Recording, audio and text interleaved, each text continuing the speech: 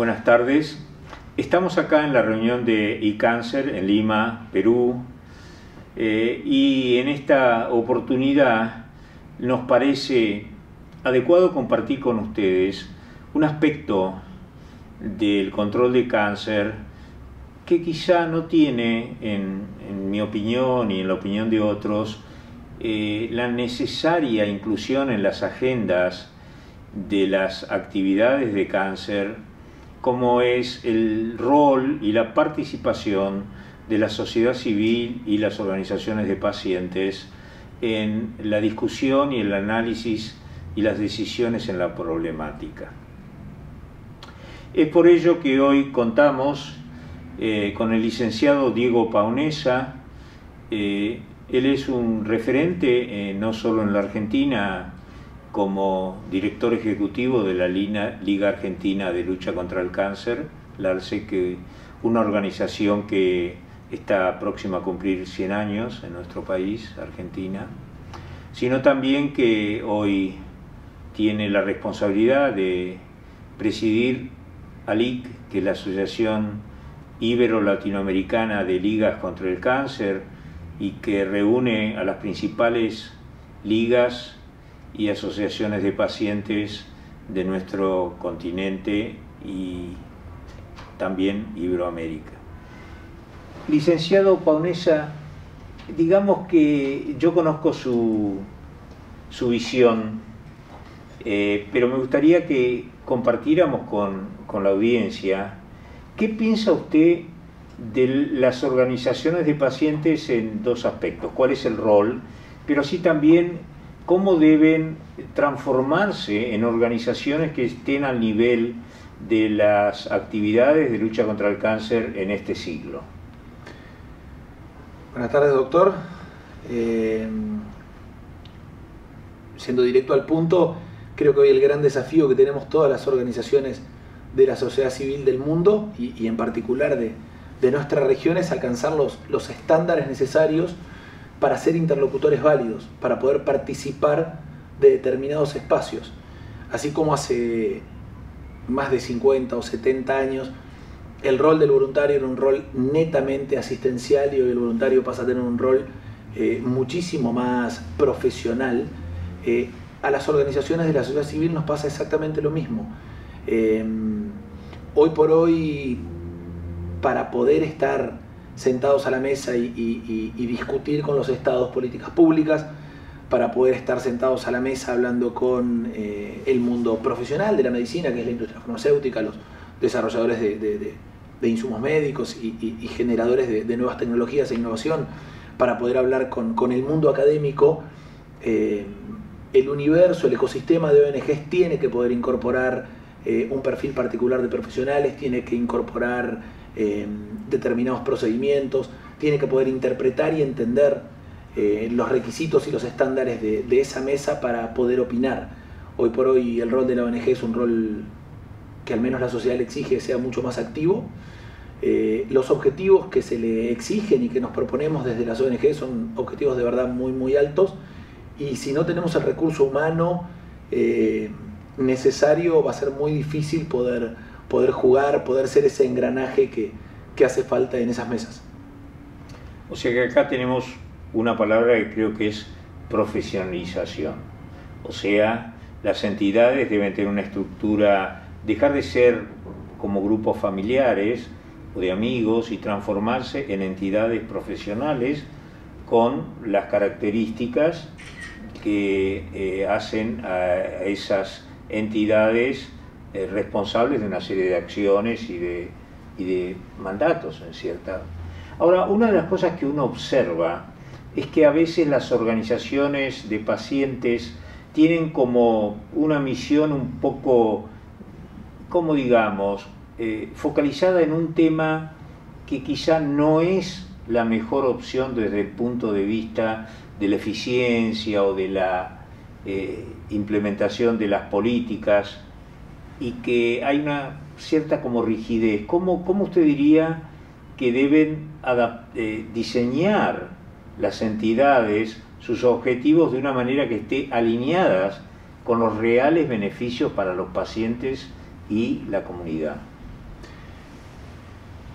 A ver, doctor, en principio hay que entender cómo se gestaron este tipo de instituciones. Por lo general, o en una mayoría apreciable, las ONG suelen fundarse a partir de familiares de pacientes o pacientes mismos que se recuperan, que en función de la situación que les tocó vivir especial, en nuestro caso que es salud, tratan de generar condiciones para que a otros no les suceda o les pueda suceder con mejores condiciones. Ahí es donde hablamos de la energía o del amor o de la fuerza necesaria para romper el status quo y poder generar cambio. Ahí es importante que en ese proceso introducir el concepto de profesionalización. Cuando uno profesionaliza una institución, empieza a desprenderse de lo afectivo o de lo puramente afectivo para poder empezar a enfocar en objetivos, para entender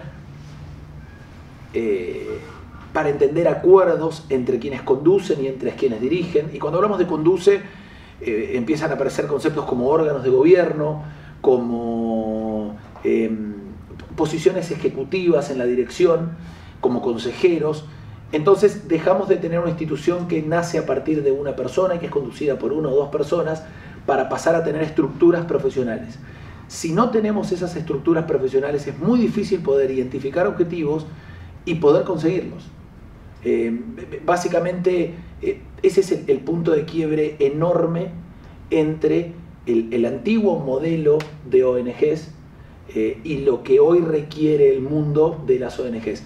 Ahí hay un punto que es importante entender, que la diferencia entre una organización no gubernamental o una organización de la sociedad civil y absolutamente cualquier otra empresa es que a fin de año en la empresa, si tuvieron dividendos, pueden dividirlos.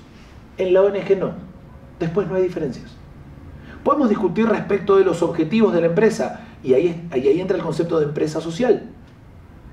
Pero la realidad es que la misma eficiencia requerida para diseñar un avión es la eficiencia que se requiere para colaborar en el diseño de una política pública. Entonces, los niveles de profesionalización, de procesos, de controles de calidad, son los mismos. Son los mismos en la planificación, el seguimiento de objetivos, el entender un presupuesto, el poder implementarlo, el poder controlarlo, es exactamente igual. Y ahí es donde el cumplimiento de objetivos deja de estar basado en una experiencia personal o familiar para pasar a evolucionar a lo que realmente hace falta, se necesita o es la ventana de oportunidad para transformar la realidad de otros. Sí, yo creo que esto que ha expresado el licenciado Paonesa es fundamental. O sea, de la época incluso no solo de las organizaciones de pacientes, sino de las organizaciones científicas, de un grupo de afinidad y generalmente médicos, hoy las organizaciones tienen que tener la participación de distintos sectores de la sociedad, no solamente de médicos, es más, preferentemente no solamente de médicos, sino de personas que tienen otras capacidades de tipo administrativo, de gestión, de aspectos económicos, aspectos legales, aspectos de políticas públicas. Entonces, yo lo entiendo, me parece muy bien, conozco las cosas que están haciendo algunos grupos limitados, como en el caso del ALSEC en Argentina, pero desde el punto de vista de ALIC, que es una organización que en realidad viene con una trayectoria de muchos años, que estaba bastante involucrada con el pasado, ¿cómo ve usted cuáles son las posibilidades de que esa transformación sea un movimiento más consistente en nuestra América Latina y no sean solo, digamos, destellos en algún país, pero que no expresan una real capacitación, desarrollo para la implementación de objetivos a nivel regional? A ver, en lo que tiene que ver con construcción de redes y de grupos regionales, es importante entender, primero tratar de, para generar una red o para que una red tenga éxito, uno de los puntos que es relativamente interesante es que exista afinidad y que exista determinado nivel de paridad. para que no sean asimétricas las charlas y para que sean entendibles, para que todos hablemos el mismo idioma. Afortunadamente en las ligas, con los bemoles del caso, tenemos algunos puntos de similitud muy fuertes. Uno es que en líneas generales todas las ligas son organizaciones de más de 50 o 60 años. ¿Y eso en qué se traduce? En determinado nivel de solvencia o sustentabilidad económica. Y eso nos permite ser un grupo de organizaciones que, si bien tenemos las mismas necesidades que todas, tenemos la tranquilidad económica para poder evaluar y tomar decisiones. La realidad es que uno de los puntos que yo al menos veo bastante seguido en nuestra región es que muchas organizaciones pierden su objetivo en función de los financiadores. Aparece una oportunidad de financiamiento para una patología particular que no era la específica de la organización, pero ahí va. Y va siguiendo el budget, va siguiendo el presupuesto para tratar de sobrevivir. Y eso la verdad es que no sé si está bien o mal, es la realidad. Otro punto relativamente importante y va de la mano de lo mismo, tiene que ver con la estructura. Al poder tener presupuestos y al poder tener determinada estructura, uno puede abordar determinados proyectos que en otras circunstancias no podría abordar. Y es el caso de determinados proyectos de investigación, de estos que uno se enamora y dice hay que hacerlo sí o sí. Entonces uno tiene tiempo de ir a buscar los presupuestos. Entonces, teniendo presupuestos y teniendo estructuras similares, uno puede formar una red y comenzar a hablar el mismo idioma.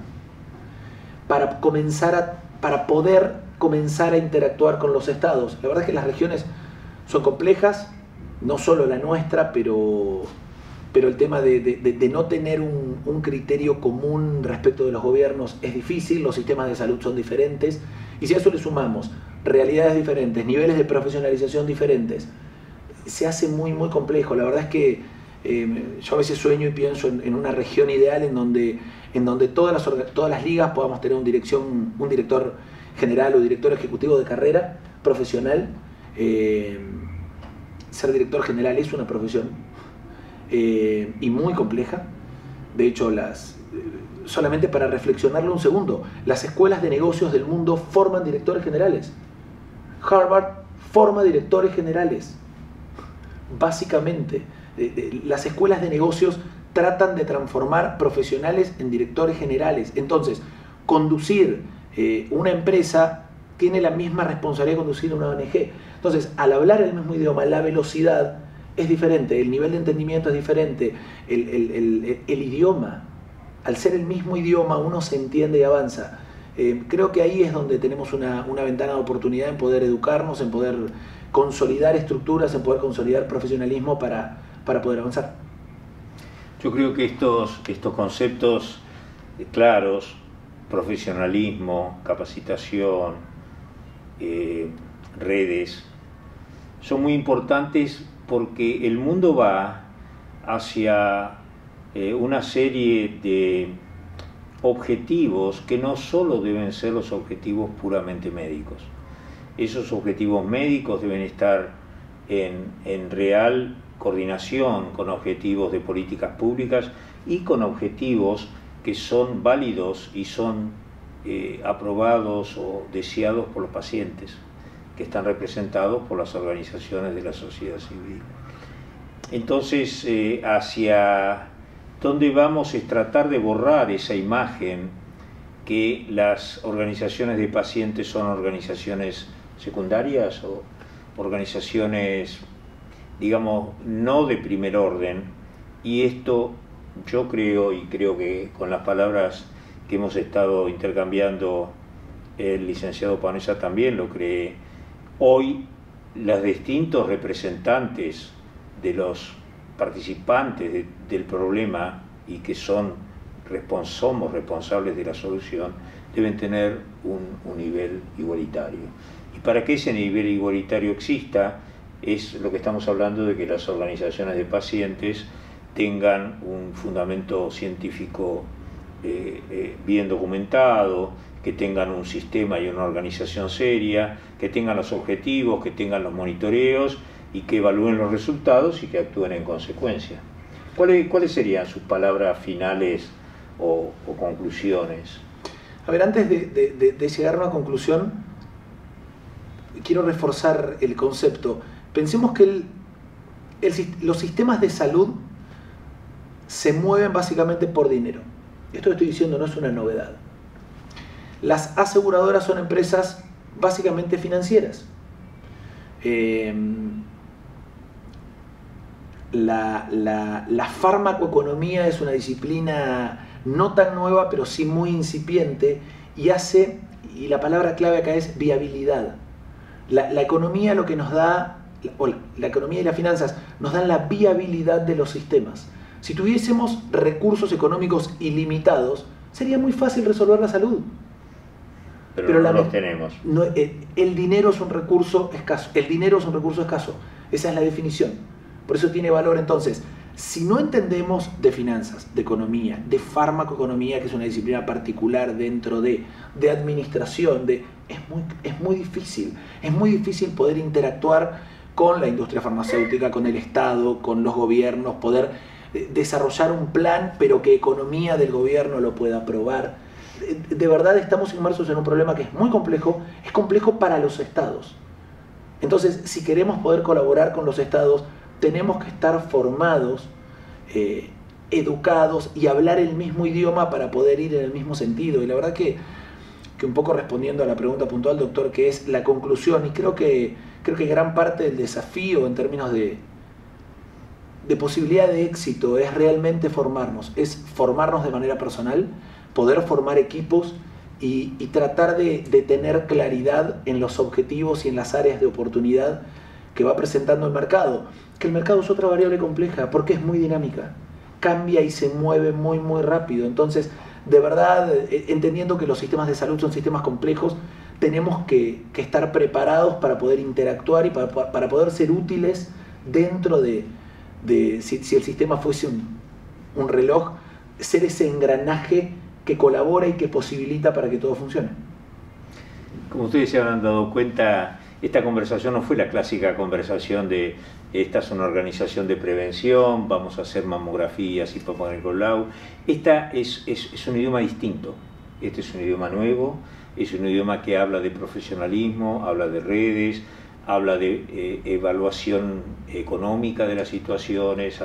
Así que creo que esta es la línea que se está siguiendo, que se debe seguir, que se debe intensificar para poner a las organizaciones en el mismo nivel de conversación, de discusión y de interacción con los otros participantes. Licenciado Painesa, muchas gracias. Doctor, gracias a usted.